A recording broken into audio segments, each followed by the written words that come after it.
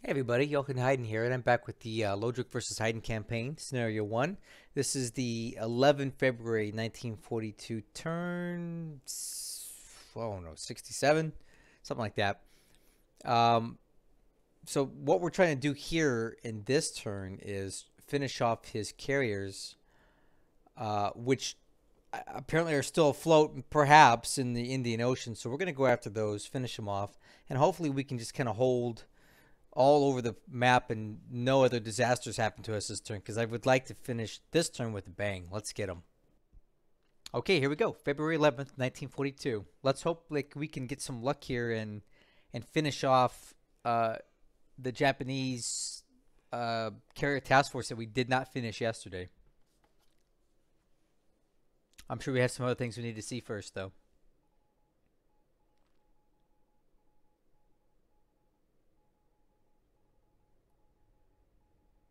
All right, naval movement. Oh, check this out. A rowboat. A rowboat in between Port Moresby and Australia elects not to fire on the Yarra, which I think is a mistake because I'm pretty sure that ship's unescorted. I just sent it out there by itself because I haven't seen subs there in a while, but apparently there are subs there, and he did not fire. Well, we dodged a torpedo on that. I-158 diving deep with the N-class destroyer Nizam. This is a British destroyer, and these guys pack a ton of ASW. Oh, we got a hit. These things pack a ton of ASW weapons. They can go for days, so I'm just going to fast forward through here because this could take minutes with as many depth charges as these guys carry. Okay, so the Nizam gets one hit on the I-158. That's cool. Okay, the Napier, which is a sister ship of the Nizam, is giving it a go too. So we'll go ahead and do the same for this because, oh, hey, we got a hit. Huh. Well, now I kind of want to keep watching it. Yeah, so I was saying these British destroyers are crazy when it comes to ASW. They have a rating of 8, and they carry, that's 8 different um, depth charge or ASW weapon systems, right? And lots of ammo in each one. So they can literally drop just depth charges forever. And typically with these British ones, I kind of fast forward through them. But since we already got a hit here, I kind of want to watch it and see what else happens. You know, maybe this could be, maybe we can actually finish this guy off for once and finally start doing something to his submarines. Oh, getting closer. Come on. I'm really tempted to fast forward, but I just feel like this attack is going on a long time. Something good's got to come out of this. Okay, the Napier loses contact with this, but they're still dropping torpedoes. Oh, hey, we got another hit. Or I meant depth charges, but we got another hit there. Oh, direct hit. Oh, yeah. Yeah, here we go. We got a direct hit on that last one. Napier's found the range. He's not giving. Oh, another hit. Oh, this guy's in trouble. Okay, he's out of ASW ammo, but forced to surface. Oh, dang. Torpedo miss. Who's firing torpedoes? Is the... Okay, so the I-158 is firing torpedoes at my escort, at my destroyers on the surface, but he missed, and now we're firing our deck guns at him. Oh, yes. Now we're hitting him back. Yes. Oh, he's finished. Now, look, this Corvette's getting in on some of this. Yeah, I think we got him, guys. He's done. When you hit the surface, and he surfaced in front of a bunch of destroyers. Oh, excellent. He's done. He's totally finished.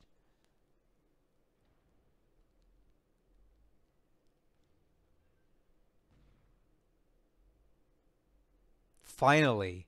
Finally, we kill a Japanese sub. These guys have been the bane of my existence this entire campaign. We have not been able to kill hardly any of them, but We got one today. This guy's not getting out of this.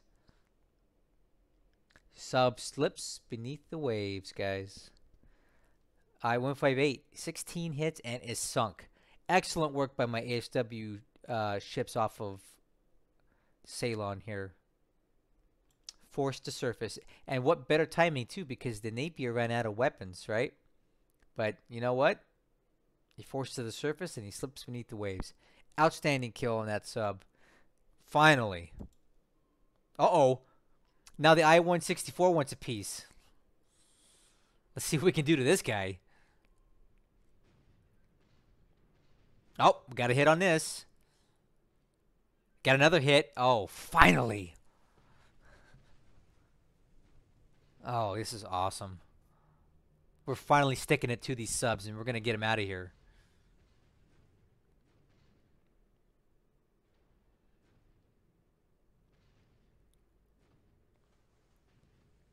Another hit. This is really good for us. Man, these British destroyers are just no joke when it comes to ASW. Look at this.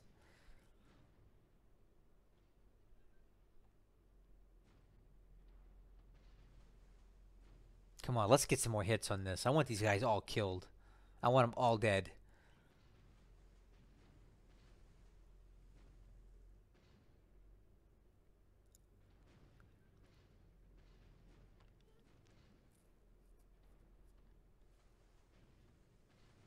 I'm thinking this one might get away. We're still not letting go, though. We're not letting it go.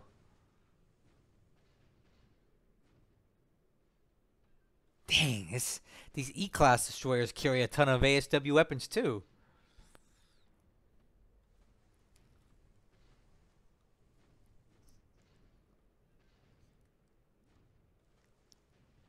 Okay, I think I'm done watching this. I think we did what we needed to do here. Okay, now we're out of ammo.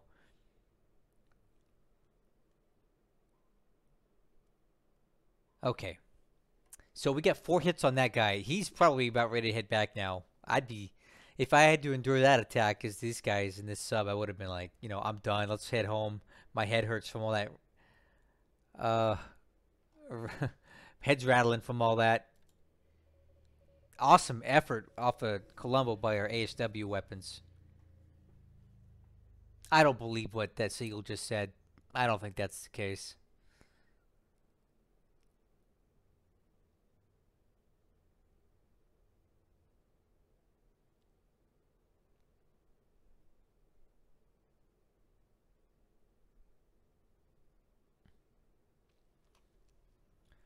Okay, so now we got some daylight here. Let's see what happens.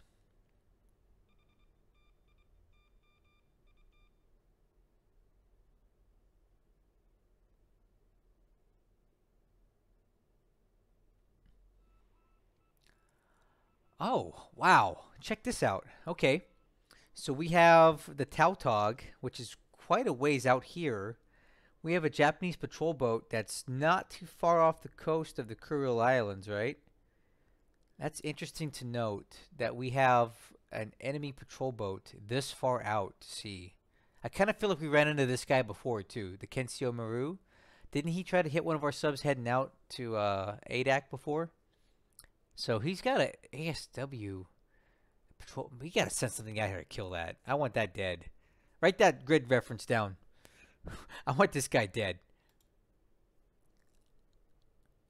Okay, so I'm sure we're gonna have to endure quite a few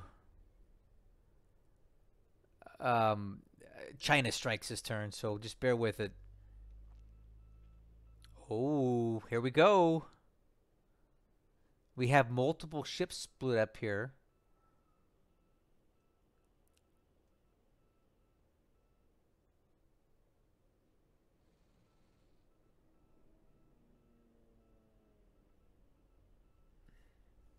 I think our carriers are going to be in a place where we can hit them again. Okay, airstrikes. Okay, got a sweep over Changsha.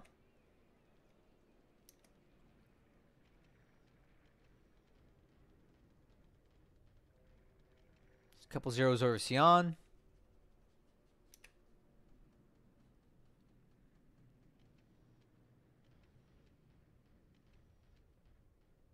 Look at those juicy targets there, Rangoon. Okay, got a strike on Sion itself. Pretty decent hits. Okay. A strike on Changsha. He's back to hitting Changsha. I was wondering where he was at. Good hits here for sure, but we take out, looks like one and due to flak. And a huge raid on Kukong. A lot of aircraft. Good hits on the base. Got some Marys hitting into Sion. Targeting the base again, but not much damage this time.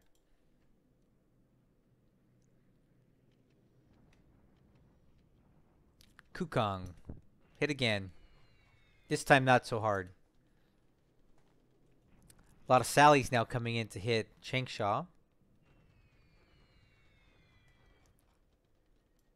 Again, some pretty decent hits. That's going to cause some issues for us there.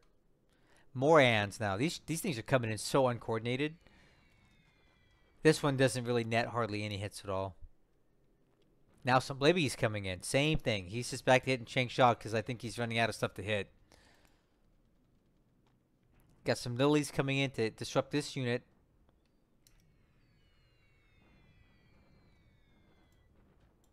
Gets the attack off.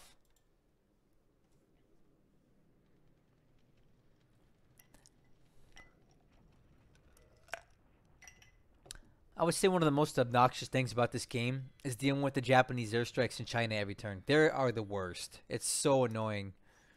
It's just so many aircraft, and it's just, ugh. Man, what can you do? It's part of the game. So, our troops south of Sion take no losses here.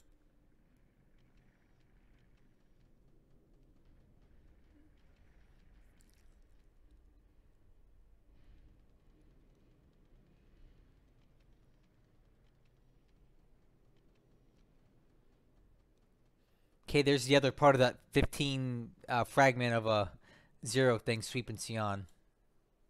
Okay, that's AM phase. Hopefully we see something happen here in the PM phase from our carriers. Which, like I mentioned before, typically I would see carrier stuff going on in the PM phase. Oh, we got a hit there. Oh, potentially, anyway.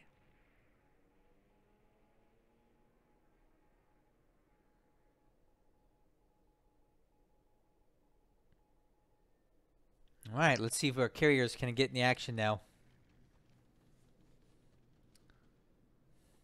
I don't think that was a Torpedo bomber.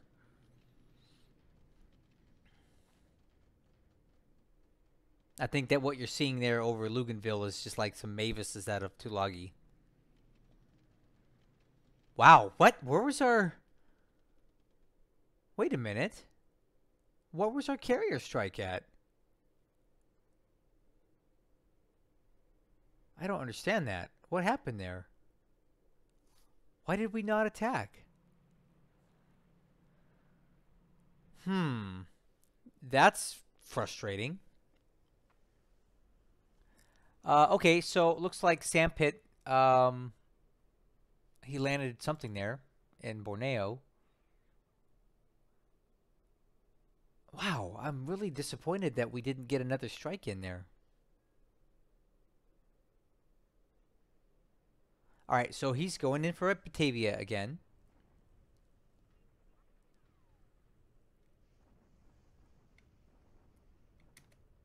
And this time, he got it.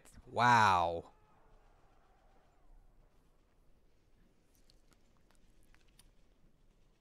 Man, that didn't last long at all. That was not a good outcome for us at all.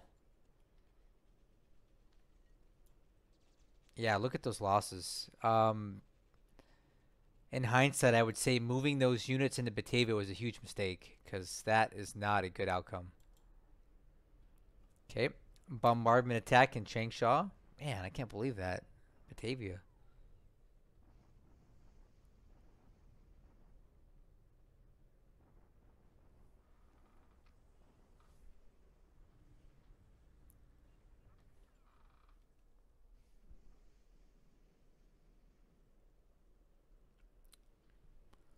Okay, and pretty decent losses for us this term.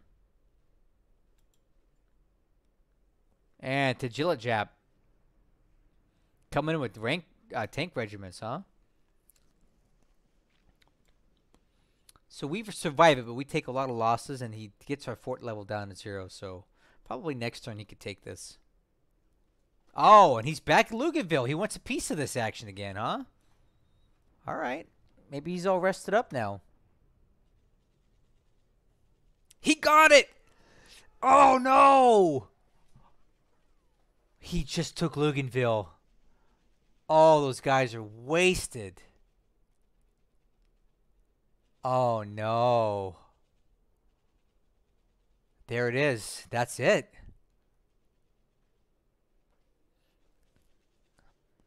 Apparently he rested up enough to make one more attack here. So there's the losses, guys. Luganville has fallen, and we've lost all these units and all of this stuff. This is... I would consider this a defeat, and I would this is not a good turn for us. Not at all. So Luganville has finally fallen. Now I thought that it would, but I just kind of forgot about it because I wasn't sure what his plans were here, but he's finally got it. Ah, now he's finally here. First Raiding Regiment. This is a this is the Parachute Regiment. Obviously coming in extremely light here. Kind of a fragment, if you will, but that base was undefended and he just grabbed it.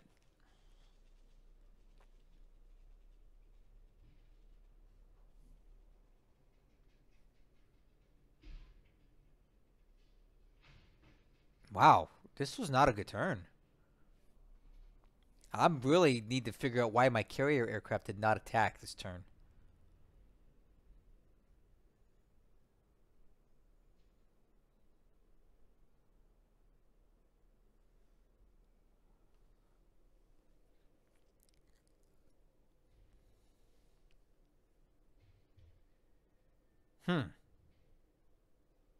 Not a good turn.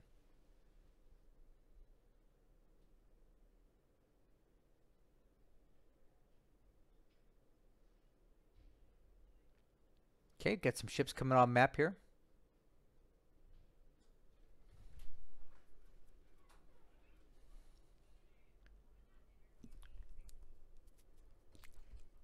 Okay, that's the end of the turn. Let's look at the numbers. Okay, guys. I screwed up. This is not what I wanted to happen. Do you see these guys here? Well, they shouldn't be here. And these guys should be like right here. But they're not. And I'll explain why in a minute. And we have some other stuff to talk about as far as intel. Let's go ahead and get into the numbers. So, aircraft losses this last turn are, unsurprisingly very low. 1 for us, 5 for him. Nothing really naval happened here, as you can see. Top pilots, 1 KIA, so whatever crashed, it's definitely, he's dead. Our army loss points went up way high last turn for a couple reasons. We actually had a really bad turn. Now that I'm looking at what happened, this was not a good turn for us at all. So the guys at Batavia got blasted, and we lost a lot of troops there. And then Luganville fell on top of that, and all the troops were wiped out. And these are allied units, so they cost a lot, or they're worth a lot. So we took a high loss point swing this turn, and he took almost nothing for that. So well done to him. He executed 2 really good attacks finally here. So now here's where it gets more interesting, and I have some theories. Ship sunk last turn. So according to this, it's telling us that the Kaga has sunk. Now, how we got that data, I don't know. Let's take a look at the operations report, right?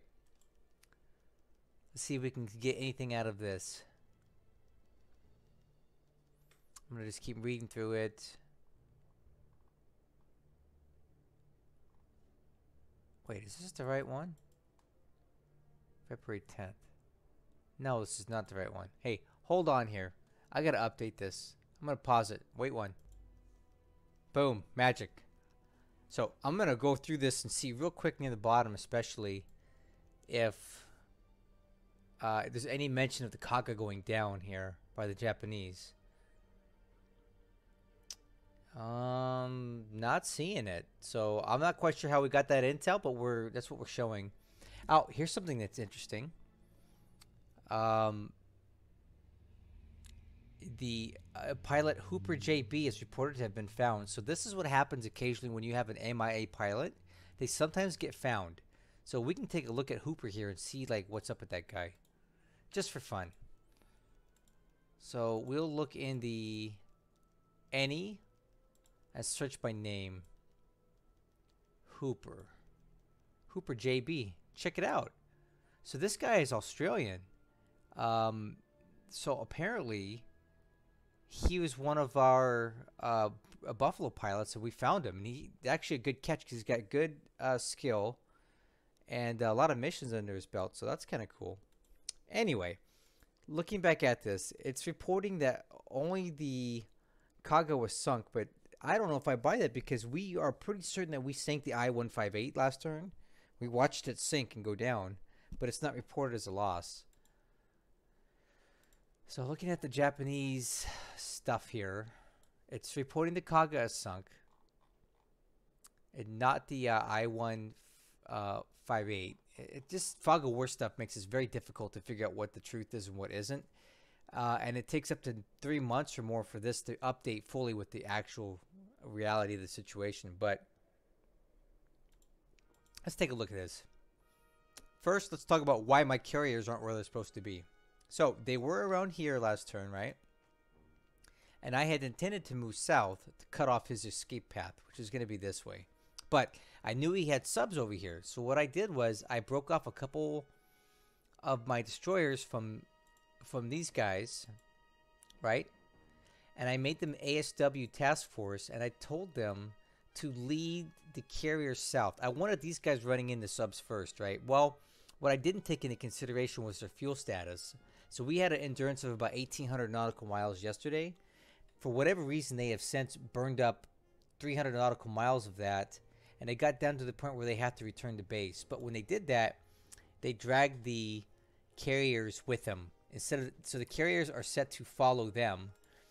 I wanted this task force to come down here and sit and bring the carriers with them so we could strike on whatever was retreating. But because of the fuel status, they had to go back, and now they're heading back to Trincomalee. And that's my fault. That's, you know, I don't claim to be an expert at this game, and I still make mistakes even after 9 months.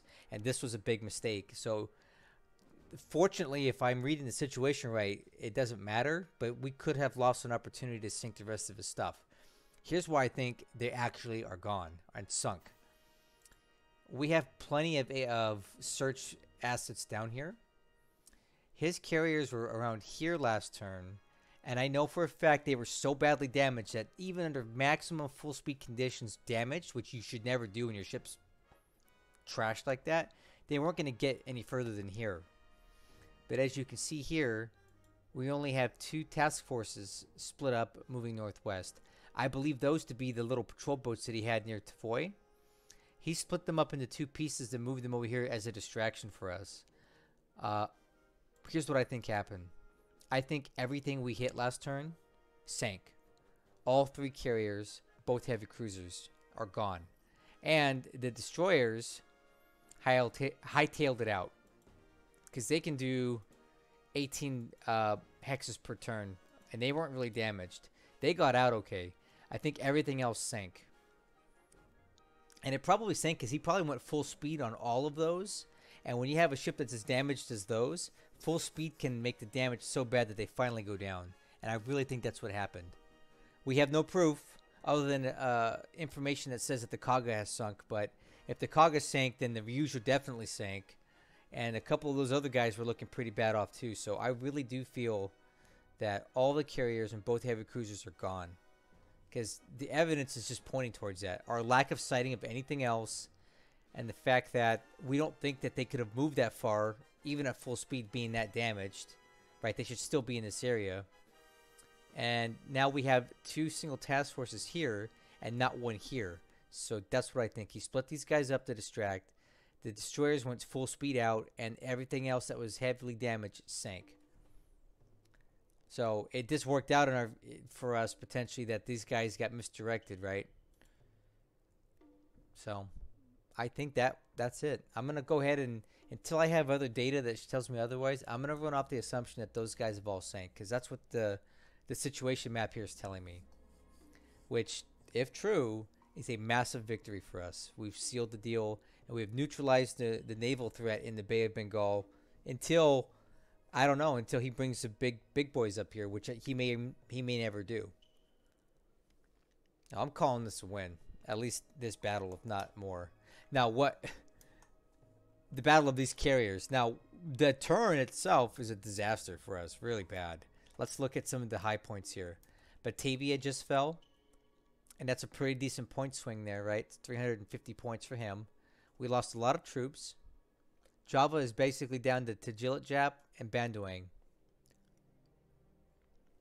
And he has a lot of forces on the island. So, yeah, that's not too good. And then on top of that, we had this happen. Now, I was expecting it to happen at some point. I didn't think it'd be this soon. I kind of thought that he had ground his troops down so hard they had nothing left and they were just going to sit for a while. But no, he rested them up and they came back and they took us out. Let's see what we lost. Because to me, this was a moral blow to me. I mean, in the grand scheme of things, it will be okay. But let's see what we lost here. This coastal AA regiment, the 804th EAB, which is the aviation engineers, are really good. Let's see, what else did we lose? We lost a field artillery battalion, another coastal arty regiment, AA. Just stuff that we really needed. I mean, I want to see if there's anything else here. That's all it's saying. I feel like there was more than this. Oh, we also had an 8th Marine Regiment fragment destroyed. We also had a detachment of the 193rd Tank Regiment destroyed, which are here. Okay. So these guys are definitely down some stuff now. And the 8th Marines are here. And they're definitely down from their TOE. If you take a look at that. We dumped quite a bit of units into this. We airlifted quite a bit of these guys into Luganville. And they did their best, but they just couldn't hold. So we took a lot of lost points. And we've lost Luganville, which is also a 150-point swing for Lodrik. So Lodrik took 2 key places this turn. So yeah, he did suffer a big defeat at sea in the Bay of Bengal, but he also had a few good victories on land. He's basically got Java down to just a couple bases that don't even mean anything to him, right? He doesn't need Bandoang. He took Luganville from us, and you know what he did doing that? He took out a lot of troops. He took out a lot of ships. You know, highly successful. In the end, we got outplayed at Luganville. I'm going to give Lodrik all the credit for that. He beat us. He saw the threat. He went in there, and he went in heavy, which historically on this campaign, I feel Lodrik has been going in too light in many places, at least the smaller islands. Not this time. He brought what he needed to get the job done, and he took it. That doesn't mean we can't take it back, but, you know, he did take it. So, yeah, a good turn in the sense that I feel like I've personally confirmed that we've destroyed everything we hit last turn. Bad turn for us on paper because he took a lot of bases from us. So that's kind of our situation here. I don't know how Lodrik is going to react to this loss here. I am concerned about this phenomenon that affects Japanese play-by-email players called sudden carrier loss syndrome, where if a Japanese player loses one or more carriers early in their campaign, like now, they tend to give up because like they feel like they can't recover from that. I personally don't feel like this campaign is over, not by a long shot. We still don't know what's going on in Burma with Lodrik's troops. Uh, we still don't know where all the troops from the Philippines are going to go, right? He's any moment he's going to be moving on Palembang, and then what are his next moves? He still has the bulk of the Kaga's dead. The bulk of the Kido Butai is still alive, and it in itself is still stronger than my best 4 carriers are. They're stronger than mine are. So if you wanted to come to the Indian Ocean, we could not be offensive against them. We would have to go into Ceylon and turtle up. And basically, if I saw those guys coming up this way, we are not going to go to sea with them. I'm bringing all the carriers in here, dumping them into port, and unloading all the fighters into here, and we'll put up a wall of cap like you've never seen before. But that's all we could really do, right? I don't think we would have enough striking power or experience or skill to actually go after him. So Lodrik does have cards to play here. This campaign is not dead. That's my opinion, though. He may not feel the same way. I am getting a vibe from him, reading the emails and reading messages that we've been exchanging, that he's not loving what just happened. So I ask that you bear with me while I work through that.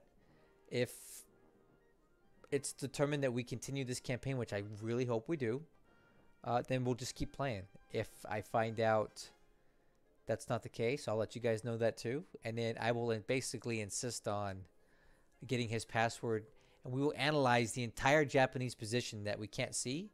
If for any reason that this is not going to continue, we will at least, as the victors of this campaign, look at everything and kind of piece together what Lodrik's plans are going to be. I think that would be kind of fun. I hope we don't get there though, guys. Don't get me wrong. I don't want to see it. I want to see it because he's playing it. But I'm just not getting a warm and fuzzy about the situation. So I think I'll leave it at that. Stay tuned for more information, okay? Thank you so much for supporting me. I hope you enjoyed this turn. I hope you're enjoying this campaign. And I'm really hoping you guys are loving what I did with my carriers, because I'm still really happy about it. I'm proud of myself for doing this. So, catch you guys in the next one.